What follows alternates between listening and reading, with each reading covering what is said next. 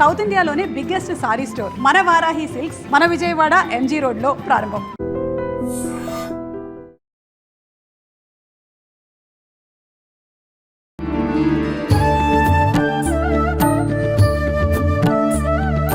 నమస్కారం అండి. శ్రీమాత్రే నమః. గురుగారు, చాలా వరకు ఏదైనా ఆపద వచ్చినప్పుడు, ఏదైనా ఇబ్బంది కలిగినప్పుడు ఆ ఇబ్బంది నుంచి సునాయాసంగా బయటపడ్డాము అంటే భగవంతుడు ఉన్నాడు, భగవంతుడు ఈ సమస్య నుంచి గట్టెక్కించాడు, మమ్మల్ని కాపాడాడు అని చెప్పి అనుకుంటూ ఉంటాం. మళ్ళీ అంటే ఇంకా కొన్ని పరిస్థితుల్లో సేమ్ టైం అంటే అప్పుడు కాపాడిన భగవంతుడు ఇప్పుడు కాపాడుతాడు అనే నమ్మకంతో ఉంటాము, కానీ ఆ ఇబ్బంది నుంచి మనం బయటపడమనుకోండి, లేడు అసలు భగవంతుడు, ఉంటే కాపాడేవాడు కదా, ఎందుకు ఇట్లా చేస్తాడు అని చెప్పి అంటూ ఉంటాం. అసలు ఎందుకు కాపాడాలి, ఎందుకు కాపాడకూడదు, ఇవన్నీ ఏంటి, ఆయనకు మనకున్న సంబంధం ఏంటండి? చాలా మంచి ప్రశ్న వేశారు. అయితే ఇక్కడ ఏంటంటే ఫస్ట్ ఆఫ్ ఆల్ ఆయన ఆ పరమాత్మ ఏంటంటే కొంత కంప్లీట్గా ఆయనే చూసుకుంటాడు, కొంత ఫ్రీ వీల్ అనేటువంటిది ఉంటుంది. అంటే మన చేతుల్లో కొంత వదిలేస్తాడు. మనం చేసే పాప పుణ్య కర్మల వల్ల మనం అనుభవిస్తూ ఉంటాం. మనం ఏం చేస్తామంటే ఆ విషయం తెలియక అన్నిటినీ భగవంతుడితో ముడిపెట్టడము, లేకపోతే భగవంతుడు లేడు నేనే అన్నీ చేస్తున్నాను అనే ఒక గర్వంలో ఉండడము జరుగుతూ ఉంటుంది. అది కొంతమంది గర్వం అంటారు, కొంతమంది కాన్ఫిడెంట్ అనుకుంటారు, ఈ రకంగా ఉంటూ ఉంటుంది.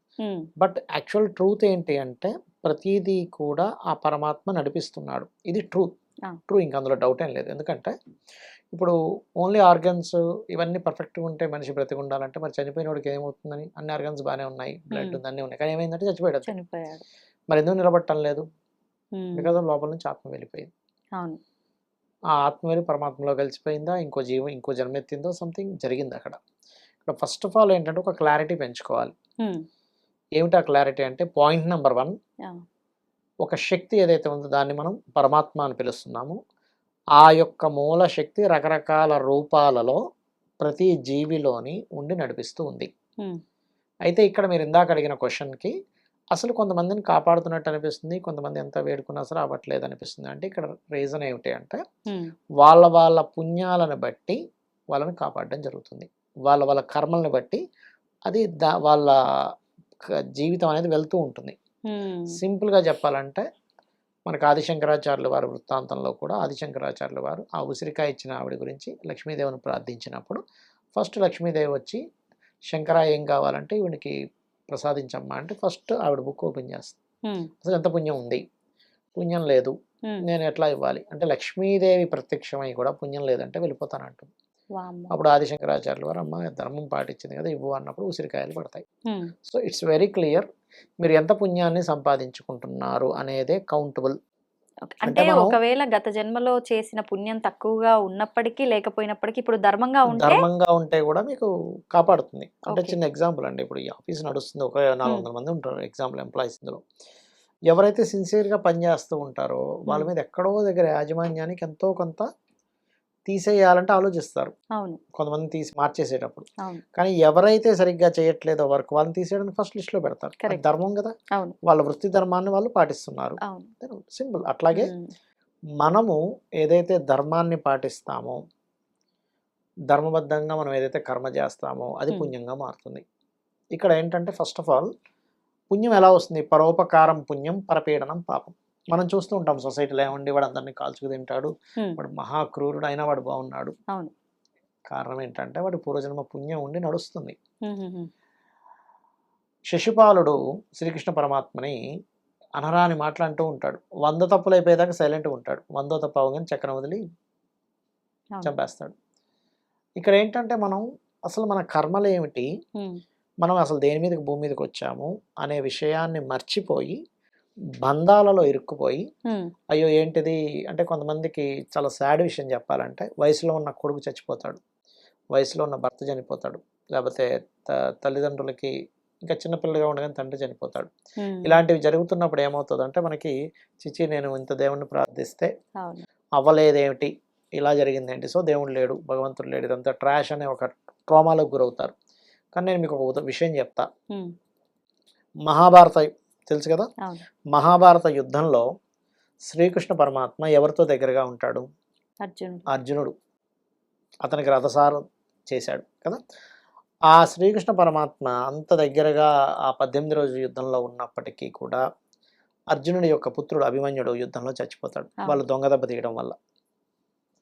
మరి అలాంటప్పుడు శ్రీకృష్ణ పరమాత్మని బ్లేమ్ చేయాలి అర్జునుడు. ఏం లాభం, నువ్వు నా పక్కనే ఉన్నావు, నేను నేను బావ బావ అని పిలుస్తున్నాను, నువ్వు నా పక్కనే ఉండి కూడా నా కొడుకు చచ్చిపోతే నీకు తెలియదు ఏమీ లేదు, మరి ఎందుకు కాపాడలేదు అని. అవును. అవునా కదా?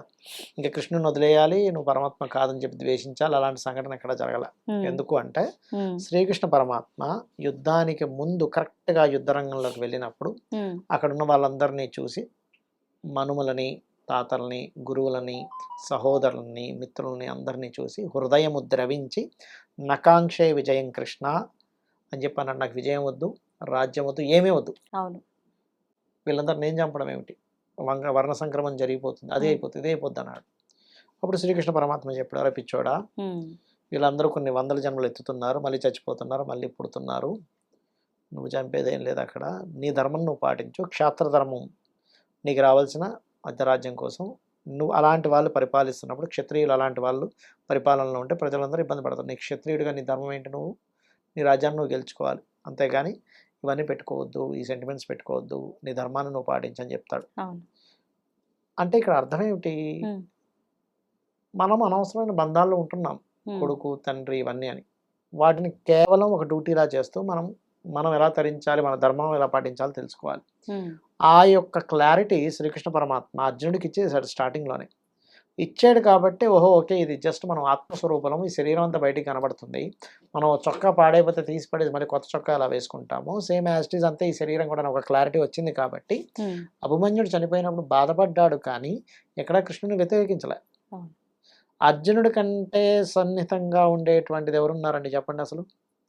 శ్రీకృష్ణ పరమాత్మ పక్కనే ఉన్నాడు. మనం అసలు మనతో అలా ఉన్నాడు, అసలు ఇంకా అలా ఉండి చేస్తే ఇంక మనం అసలు కృష్ణుడి మీద పెద్ద యుద్ధమే చేస్తాం.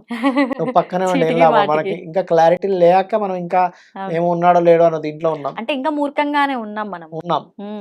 అంటే నేను అనేది ఏంటంటే ఫస్ట్ మీరు క్లారిటీ పెంచుకోండి. ఒక బస్సులో వెళ్తున్నాం అందరం కలిసి, ఒక వ్యక్తి ఒక స్టేషన్ వచ్చింది, ఎక్కాడు, మన పక్కన కూర్చున్నాడు, కొన్ని రోజులు పరిచయం అయ్యాడు, అంటే కొంతసేపు పరిచయం అయ్యాడు, మాట్లాడుకుని ఆయన స్టేజ్ వచ్చాడు, ఆయన దిగిపోయాడు, లేదా మనం దిగిపోయాం, అంతేగాని బస్సులో ఆయనే ఉండిపోవాలని మనం కోరుకోకూడదు.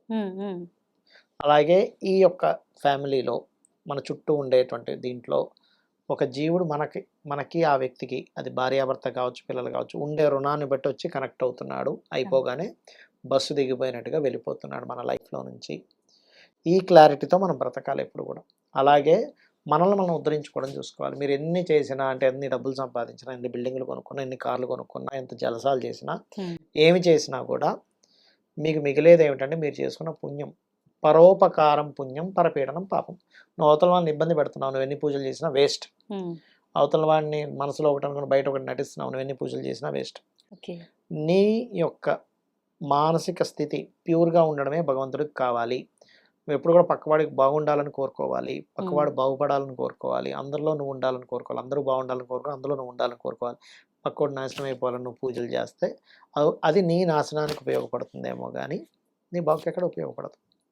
కాబట్టి ఫస్ట్ నువ్వు పెంచుకోవాల్సిన క్లారిటీ ఏంటంటే ఇది ఆత్మ, ఈ శరీరం శాశ్వతం కాదు, శరీరం కోసం మనం పాకులాడుతున్నాము, బంధాలు బాంధవ్యాలన్నీ ఒక చిన్న బాధ్యతలు లాంటివే, అంతవరకే మనం ఉంటూ మన జన్మను తరించడం కోసం మనం ఏ సాధన చేస్తున్నాము. సనాతన ధర్మం అంటే ఎంతసేపు సనాతన ధర్మం సనాతనం కాదు. ఫస్ట్ మీరు దేవతను పట్టుకొని ఆ దేవతనే ఉపాసన చేస్తూ మిమ్మల్ని దేవత రకరకాల జన్మలకి గొప్ప స్థాయికి తీసుకెళ్తుంది. ఆఫ్టర్ డెత్ ఏంటనేది ఆలోచించండి.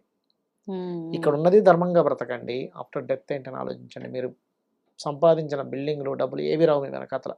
అలా సంపాదించొద్దని చెప్పలే శాస్త్రం, ధర్మబద్ధంగా సంపాదించు, హుందాగా బ్రతుకు, నలుగురికి సహాయం చేయి. సంపాదన దేనికంటే నువ్వు ధర్మం పాటించడానికి, ధర్మాన్ని పాటించడానికి సంపాదించు, నలుగురికి సహాయం చేయి. అలా అపాత్ర దానం కూడా చేయకు.